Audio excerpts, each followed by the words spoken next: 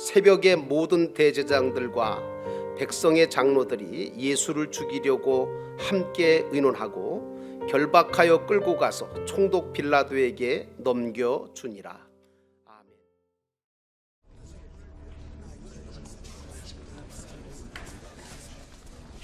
Brothers, thank you for coming at this hour.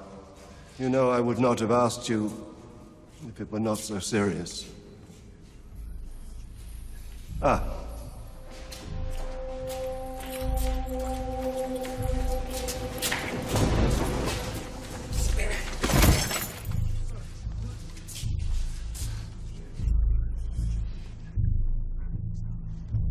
Get him up.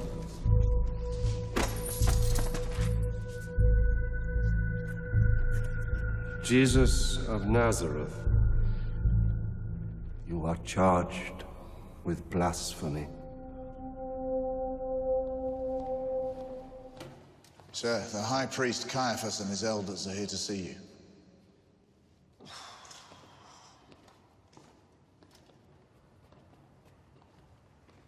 Prefect, good morning. Prefect, we need your help. We have convicted a dangerous criminal. So, execute him. We cannot.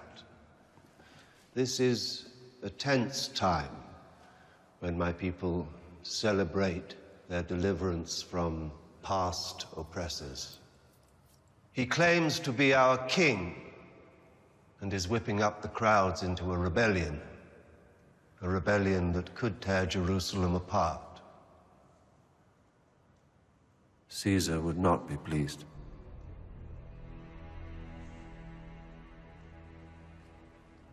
His name.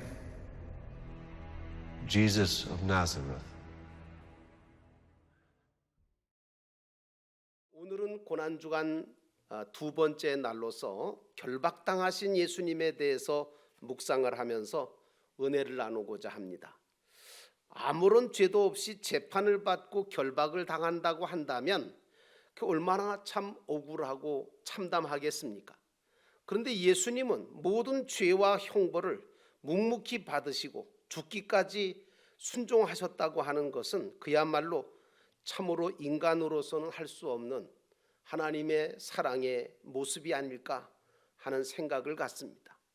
오늘 예수님은 친히 모든 고난과 고통을 다 짊어지시고 결박당하시고 십자가의 길을 묵묵히 걸어가셨습니다.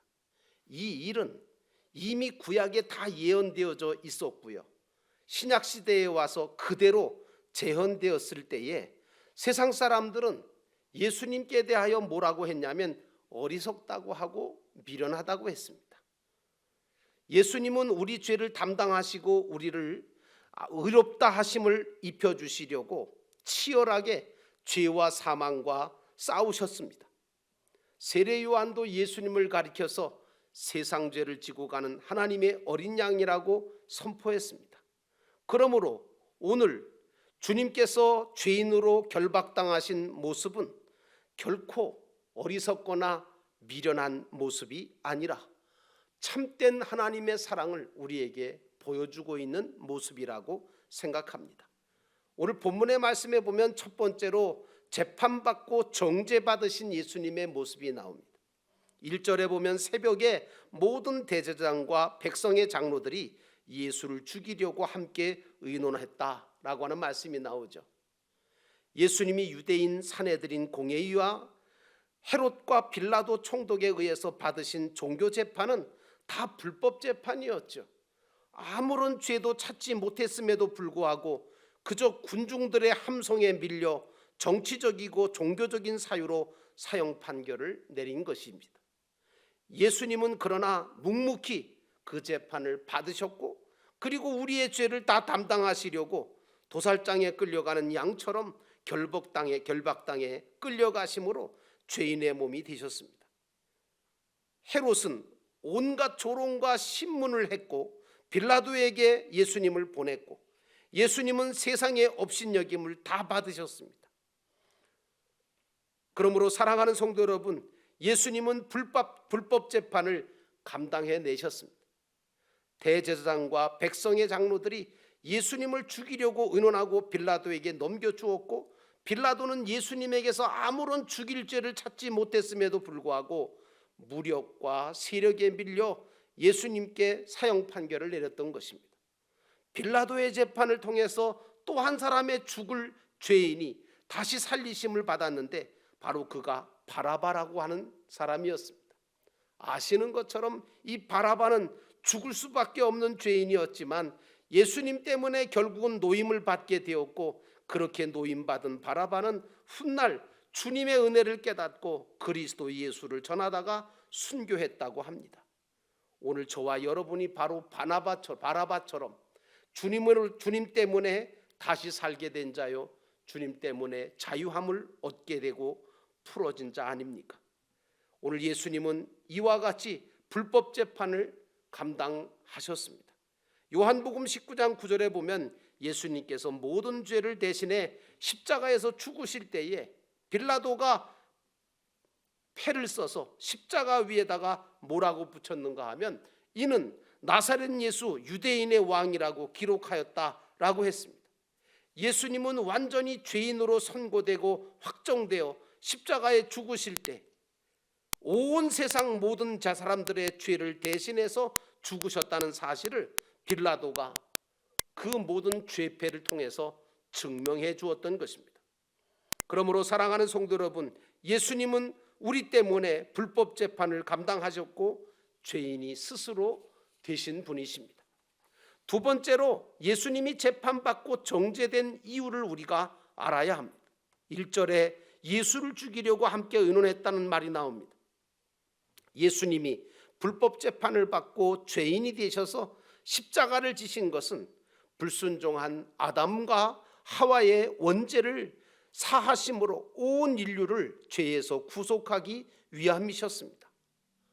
하나님과 같이 된다고 하는 이 뱀의 유혹을 받은 인간이 먹지 말라고 하는 선악과를 따먹고 불순종함으로 영생의 길을 잃어버리고 사망에 처하게 되었을 때 예수님은 이 땅에 오셔서 대속의 십자가를 지셨던 것입니다. 사실 받을 수 없는 사랑과 은혜를 저와 여러분은 예수님을 통해서 받게 된 거지요. 주님은 죄로 전적 타락되어 사망이 확정된 우리를 위해 치욕과 모욕을 당하셨고 십자가를 짊어지심으로 사망과 원죄를 사하셨던 겁니다. 그러므로 사랑하는 성도 여러분, 예수님이 친히 우리 죄를 짊어지셨음을 기억하시기를 주의 이름으로 축원합니다. 구약에 보면 택함받은 이스라엘이 그저 끊임없이 하나님 앞에 범죄하는 장면들이 나옵니다.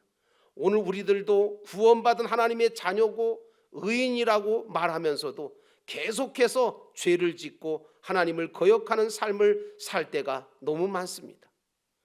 하나님은 분명 우리를 당신의 형상과 모양을 따라 거룩하고 선한 자로 지으셨고 우리로 영원한 생명을 가지고 하나님의 영광을 위해 살도록 만드셨습니다. 이사야 5장 1절 말씀에 보면 하나님은 극상품 포도나무처럼 이스라엘을 심고 가꾸셨다고, 그런데 이스라엘은 들포도만 열었다고 하나님의 탄식하는 소리가 들리기 시작합니다. 하나님은 그럼에도 불구하고 그런 인간을 다시금 구원하시려고 극상품 포도나무 열매를 맺게 하시려고 역사하셨던 것입니다. 사랑하는 성도 여러분, 그러므로 우리 예수님께서 이 땅에 오셔서 우리의 죄를 짊어지시고 우리를 새롭게 하십니다. 로마서 3장 23절에 보면 사도 바울은 모든 사람이 죄를 범하였음에 하나님의 영광에 이르지 못하더니 라고 말하면서 모든 인간은 누구나 죄인이고 죄 아래 있음을 말해주고 있습니다. 마리아도 베드로도 교황도 또 이단 교주들도 다 죄 아래 있는 죄인입니다. 이처럼 모든 인간은 누구든 다 죄를 범하고 그 죄 때문에 고통당하고 그 죄 때문에 죽게 되어 있습니다. 그리고 그 죄 아래 있으므로 죄를 사하시는 예수 그리스도의 십자가의 은혜 아래 있지 않으면 결코 죄를 사함받을 수 없는 것이 우리 인간입니다. 그런데 우리 예수님께서는 그런 죄인된 인간을 위해서 우리의 죄를 짊어지신 것입니다.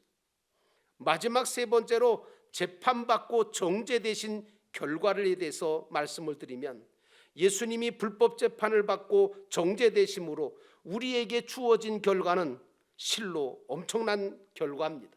그 첫째가 바로 하나님 앞에 의롭다함을 입고 서게 되었다는 것입니다. 사실 우리는 죄인으로서는 정말 감히 하나님 앞에 설 수도 없고 구할 수도 없는 자들 아닙니까? 예수님이 대신 죄를 담당해 주심으로 의롭다 하심과 살리심을 받은 것입니다. 로마서 3장 24절에 바울은 그리스도 예수 안에 있는 속량으로 말미암아 하나님의 은혜로 값없이 의롭다 하심을 얻은 자가 되었느니라고 말하고 있습니다. 이제 예수 안에서 구원받고 부활의 산 소망을 얻고 영생을 누리게 된 것입니다. 그러므로 사랑하는 성도 여러분, 예수님이 재판받고 정죄받으심으로 인하여 이제는 우리는 죄인이 아닌 의인의 반열에 서게 된 것입니다. 마틴 루터가 종교개혁을 하던 중에 마귀가 나타나서 많은 죄가 적힌 종이를 보여주었답니다. 앞면에는 과거의 죄가, 뒷면에는 최근에 지은 죄가 빽빽히 기록되어 있는 것을 루터가 보는 순간 개혁을 포기하고 싶을 정도로 맥이 빠졌다고 합니다. 그때 하늘로부터 정말 부드러운 주님의 음성이 들렸는데, 루터야, 내 모든 죄는 내가 십자가 피로 다 씻었으니 너의 과거와 현재의 죄를 정죄할 자는 아무도 없다 라고 하는 소리가 들려 이 주님의 음성을 들었던 루터는 정신을 차리고 그리스도 예수 안에 있는 자에게는 결코 정죄함이 없다고 외치니 마귀가 그 자리에서 물러갔다고 말합니다. 그러므로 우리는 죄인이 아닌 의인인 것입니다. 로마서 8장 33절로 37절에 바울은 이렇게 말합니다.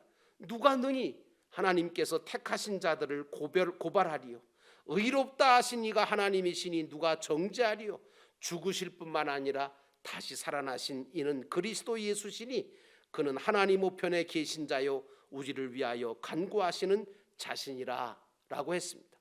우리는 주님이 우리 죄를 사하셨으므로 나는 의롭다함을 얻었으며 더 이상 죄 중에 빠져 살지 않게 되었고 예수 안에 살면서 승리의 삶을 살 수 있게 됐다고 하는 사실을 기억하면서 선한 결심을 가지고 죄인이 아닌 의인으로서 하나님께 영광 돌리는 저와 여러분 되기를 주의 이름으로 축원합니다.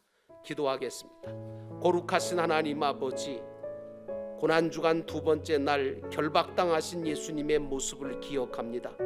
아무 죄도 없이 불법 재판을 받고 결박을 당했을 때 주님의 모습은 묵묵히 십자가의 길로 걸어가는 모습이었습니다. 우리의 죄를 담당하시고 우리를 의롭다고 입혀주시기 위하여 치열하게 죄와 사망과 싸우셨던 주님, 그 모습을 우리가 기억하면서 오늘 저희들도 선한 싸움을 싸우고 믿음을 지키고 하나님께서 기뻐하시는 그 길을 걸어갈 수 있는 믿음의 사람으로 살아가게 하옵소서.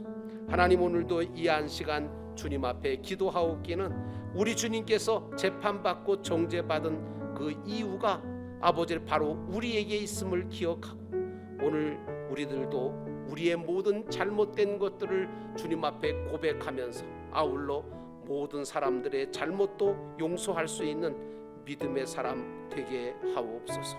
예수님의 이름으로 간절히 기도하옵나이다.